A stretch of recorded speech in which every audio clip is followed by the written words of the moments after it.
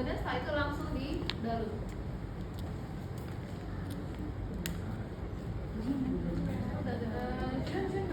Bisa kelihatan kan? Jadi misalnya pasiennya itu dimiringkan bareng itu ke arah yang memang tidak ada injurinya. Jadi kalau tadi misalnya traumanya di dextra ya miringnya ke sinistra. Paham ya? Oke, itu namanya lock roll. Kemudian pasien dengan flare chest harus segera di load and go. Tahu load and go? Jadi load and go itu iya, cepat-cepat diantar ke rumah sakit. Nah, katanya Raihan begitu ya. Jadi istilah mudahnya adalah tidak boleh delay terlalu lama di pre-hospital. Di TKP harus segera dibawa ke rumah sakit karena kondisi yang mengancam nyawa ya. Kemudian bila pasien ada indikasi maka boleh dipasang ventilator mekanik karena pasti nanti akan terjadi gangguan pertukaran gas. Pasti. Ya mana nanti ketika hasil identifikasinya adalah pasien ini mengarah pada kondisi gagal nafas bahkan sampai ke sana, maka perlu dilakukan intubasi atau pemasangan ETD ya. Kemudian nomor 8, berikan pain relief. Pain relief itu adalah obat-obatan farmakologi yang berfungsi untuk mengurangi nyeri. Karena pasiennya pasti akan sangat merasa nyeri. Ya, bayangkan lukanya ini patah tulang, ada tulang yang tajam ya. Ketika dibuat bernafas ya pasti nyerinya hebat, maka harus diberikan pain relief. Bahkan biasanya dia untuk membantu mengurangi nyeri kita bisa berikan obat-obatan golongan narkotika. Misalnya apa? Pakai morfin boleh. Ya, tapi nanti morfinnya harus ditemperi karena efek sampingnya morfin adalah halusinasi. Ya, jadi kalau misalnya pasiennya nyerinya sudah mulai membaik, sudah berkurang, jangan lupa untuk diturunkan ya. Jika terjadi shock, maka bisa segera berikan perawatan untuk mencegah kekurangan cairan atau bahkan kelebihan cairan yang bisa memperparah kondisi hipoksemia. Ya, tahu hipoksemia itu apa ya? Apa deh hipoksemia? Kalau hipoksia? Kalau hipoksemia? Hah? Apa bedanya hipoksia dan hipoksemia? Bingung? PR ya? Ya, cari apa itu hipoksia, apa itu hipoksemia, tanda-tandanya apa? Karena kedua kondisi itu berbeda ya. Sampai sini ada yang mau bertanya untuk yang flare chest? Gampang ya? Jadi ketika orang sudah dapat flare chest, dia cukup membalut. Tapi tadi tahapannya mulai awal, mulai dari inspeksi, palpasi ya. Setelah itu dipastikan mengarah ke flare chest, dilakukan pembalutan ya. Jangan lupa berikan oksigen, pastikan adik kuat ya. Segera transport, berikan pain relief sampai dengan intubasi jika diperlukan ya. Itu ya, bisa ya. Oke, yang selanjutnya adalah yang open ya. Open pneumothoraks. Tadi Bunda sampaikan kalau open itu apa deh? Terbuka ya. Jadi ada bagian dinding toraknya yang terbuka ya. Kalau terbuka maka harus ditutup. Ditutupnya kita bisa menggunakan ini deh, occlusive dressing, atau kalau kita nggak punya, kita bisa menggunakan versi manualnya adalah membentuk plester, menutup dengan plester 3 sisi. Jadi kasanya diambil, kasa ini ada berapa sisi deh? Ada berapa? 4 sisi ya. 4 sisi ini yang ditutup hanya 3 sisi, yang satu dibiarkan terbuka. Untuk apa? Supaya udaranya tetap bisa keluar, tapi aksesnya kita batasi. Paham ya? Nah, kalau Dedek mau nutup semua, yang terjadi apa, Dek? Gak bisa keluar. Nanti akan berakibat yang awalnya open menjadi tension pneumothoraks. Karena apa? Udaranya terlalu banyak di kafum thorax. Paham ya? Ya, sekarang kita buka flare chest halaman berapa, Dek? Flare chest apa? Open. Ya, Adik lihat di halaman 124, 125, kita mulai 125. Yang dilakukan pertama kali adalah tadi ya, jadi tahapan sebelum intervensi ya, posisikan dulu pasien jalan nafas terbuka itu pasti ya, karena pasiennya pasien trauma ya. Kemudian berikan oksigen aliran tinggi dan berikan bantuan ventilasi jika inadequat. Bagaimana mengkajinya? Mengkajinya sama kayak yang tadi flare chest. Jadi inspeksi dilihat kalau yang pada flare chest tadi adalah paradoxal motion, kalau pada open ya ada bagian yang terbuka.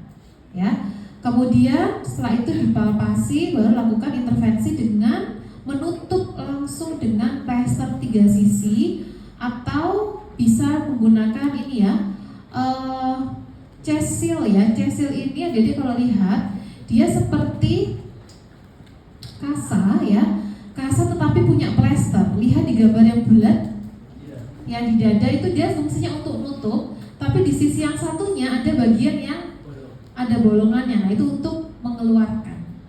Jadi bisa masuknya dibatasi dan ada fasilitas untuk mengeluarkan udara, gitu ya. Atau kalau kita nggak punya chest seal ya, seperti yang ada di gambar, kita bisa membuat seal dari sterile occlusive dressing tadi boleh sampaikan dengan memplester cukup di 3 bagian. Plesternya terserah. Ya, yang penting yang diplester adalah 3 sisi. Jadi kita siapkan dulu plesternya untuk melesteri ke 3 sisi. Dia bisa bentukkan jadi 3 sisi. Plesternya potong menjadi 3. Sambil menunggu Juan, ada yang mau ditanyakan, Dik? Untuk satu sisi ya samping kiri, 2 sisinya di atas dan di bawah. Sini. Jadi sisi yang ini kita biarkan dia terbuka. Kurang panjang ya. Nanti panjangin ya. Oke, sama sisi yang bawah.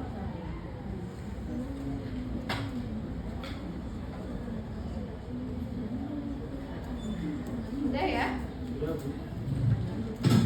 Nah, jadi lihat ada sisi yang kita tetap biarkan terbuka supaya nanti di sisi ini udaranya bisa keluar. Bisa ya, gampang ya. Nah, cuma biasanya OSnya nggak diujikan karena terlalu gampang ya.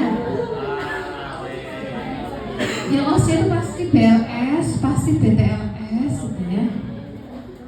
Kalian ini semester ini mata kuliah KGD-nya berarti BLS plus BTLS ya? Tension pneumotora ya. Tension tadi boleh sampaikan bahwa khasnya adalah pasien ini akan mengeluh nyeri hebat. Kemudian hasil inspeksi yang bisa kita lihat adalah satu bahkan sampai terjadi namanya deviasi trakea. Tahu deviasi trakea, Dik? Trakeanya bergeser. Jadi kalau yang terjadi penumpukan udara itu di sisi sebelah kanan, maka sisi sebelah kanan karena udaranya terlalu banyak, dia sampai mendesak trakeanya geser ke kiri. Ada yang coba pegang trakeanya di tengah atau mirip? Ya, itu namanya midline atau trakeanya berada pada garis lurus. Tapi kalau trakeanya geser, namanya deviasi trakea, kita curigai di sisi berlawannya itu ada penumpukan udara yang harus segera dikeluarkan, ya. Nah, tanda-tandanya apa saja?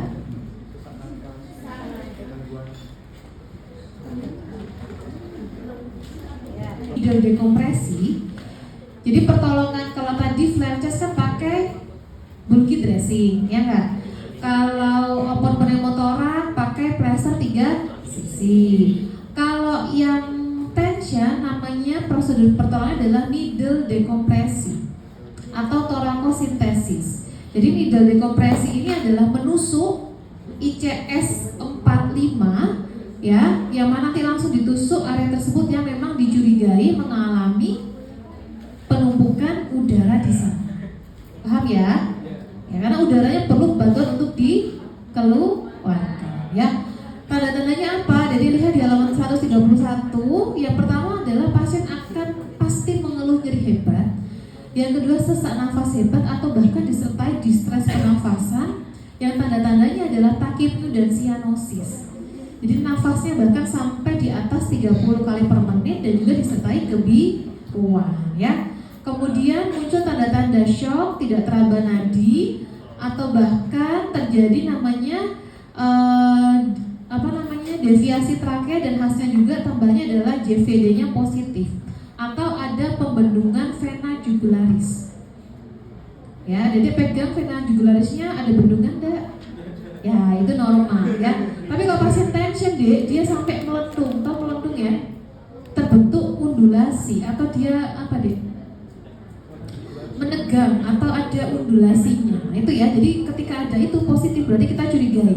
Ada JVD, ada deviasi trakea. Kemudian kita validasi lagi dengan diperkusi hipersonor pada bagian yang kita curigai akumulasi udara. Disitulah berarti resiko tension dan harus segera dilakukan needle decompress. Paham ya? Jadi selain tadi inspeksi, palpasi, dan perkusi atau bisa juga dengan auskultasi pada bagian yang mengalami tension ya, itu bahkan sampai tidak terdengar karena apa, tingginya udara di kafum toraks tersebut ya.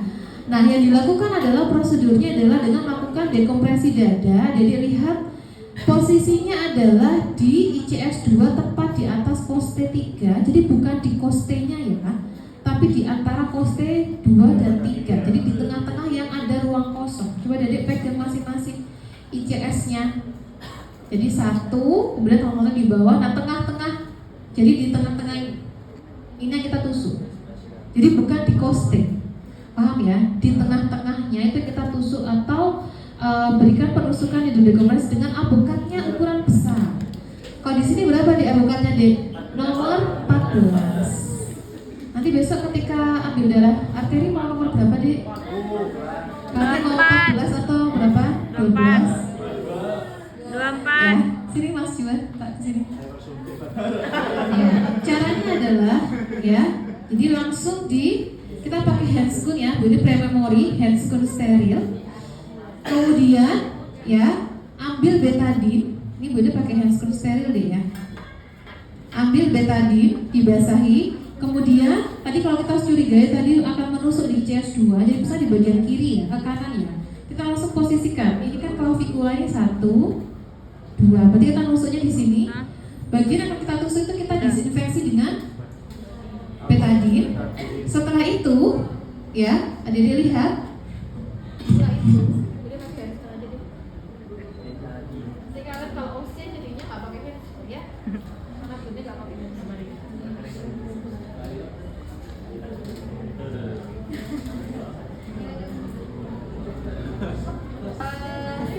Yang dilakukan adalah dibasahin dulu dengan betadine.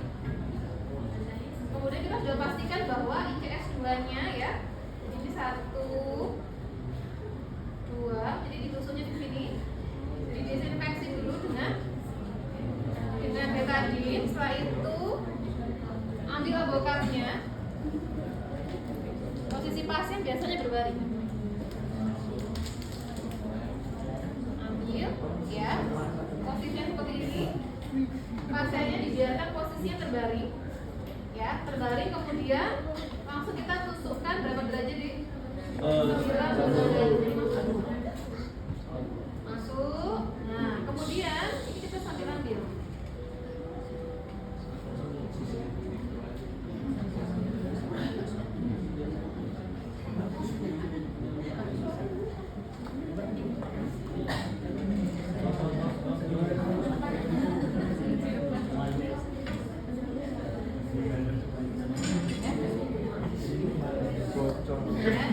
Jadi langsung ditusuk ya.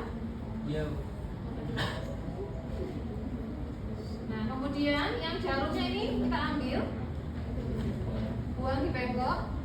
Kemudian posisinya ini abokatnya dia tetap masuk, menancap ke dalam. Jadi keluarnya lewat sini. Ya. Biasanya ketika ini ditusuk, terus langsung dia udaranya keluar. Karena apa, tekanannya cukup tinggi. Setelah itu apakah dibiarkan ini begini?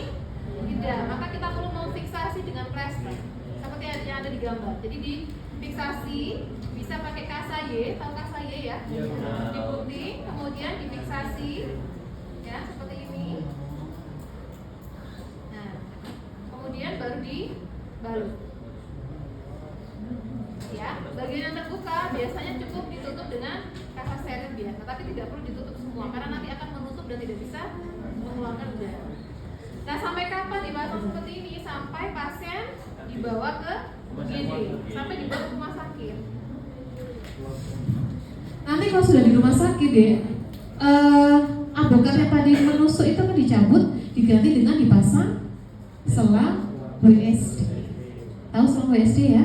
Yang sudah dilakukan pada saat tadi di KMB kalau nggak salah ya.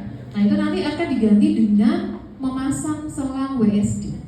Jadi nanti selang WSD-nya terpasang dan harapannya nanti pasiennya tidak permanen menggunakan abokat yang tadi, karena nanti akan beresiko injury juga ya, atau resiko infeksi lebih besar. Maka ketika sudah dibawa ke rumah sakit, maka segera dilakukan pemasangan WSD di kamar operasi ya. Kemudian tadi arahnya 90 derajat ya.